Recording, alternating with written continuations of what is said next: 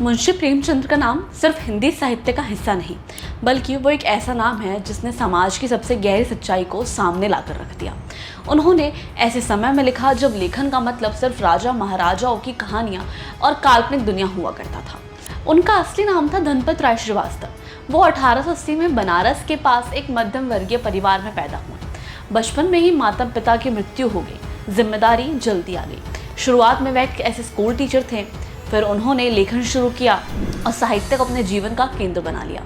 उन्होंने पहले उर्दू में नवाब राय नाम से लिखा, लेकिन जब सरकार ने उनकी किताब जब्त कर ली तो उन्होंने अपना नाम बदलकर प्रेमचंद रख लिया। प्रेमचंद की सबसे बड़ी खासियत थी वास्तविकता। उनकी कहानियां आम आदमी की थी। वो किसान जो कर्ज से टूट चुका है, वो महिला जो समाज से लड़ रही है, वो बच्चा जो ईद पर अपने लिए नहीं बल्कि दादी के लिए खिलौने खरीदता है। उनकी कहानियां मनोरंजन नहीं थी, वो सवाल करती थी, कभी जमींदारी प्रथा पर, कभी भ्रष्टाचार पर और कभी धार्मिक पाखंड पर। उनकी प्रमुख रचनाओं में बहुत सारी ऐसी रचनाएं शामिल हैं जिन्होंने सच्चाई दिखाई। गोदान, एक किसान की जिंदगी का कड़वा सच। गबन, एक मध्यम वर्गीय परिवार की सामाजिक दबाव में बिखरती जिंदगी। इन रचनाओं की ताकत ये थी कि ये आज भी प्रासंगिक लगती है। प्रेमचंद पहले लेखक थे जिन्होंने लेखन को सिर्फ कला नहीं, एक जिम्मेदारी माना। उन्होंने कहा था, साहित्य का उद्देश्य समाज की सेवा करना है, ना कि केवल मनोरंजन। उनकी रचनाओं ने पाठकों को सिर्फ कहानी नहीं दी, बल्कि सोचने पर मजबूर कर दिया।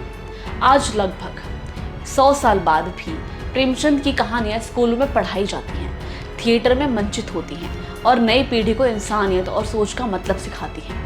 वो लेखक थे जो समाज के दर्द को पहचानते थे और उसे शब्दों में ढालते थे। मुंशी प्रेमचंद का लेखन आज भी जिंदा है, क्योंकि उनकी कहानियों में आज का भी सच शामिल है। अगर आपने अब तक सिर्फ उनका नाम सुना है तो अब वक्त है कि आप उन्हें पढ़ें और समझें, क्योंकि वो सिर्फ कहानियां नहीं लिखते थे, वो समाज की परतें खोलते थे। मुंशी प्रेमचंद की कालजयी कहानियों का आनंद लेने के लिए प्रभात प्रकाशन की इन खास किताबों को आप आज ही अमेज़न और फ्लिपकार्ट से ऑर्डर कर सकते हैं।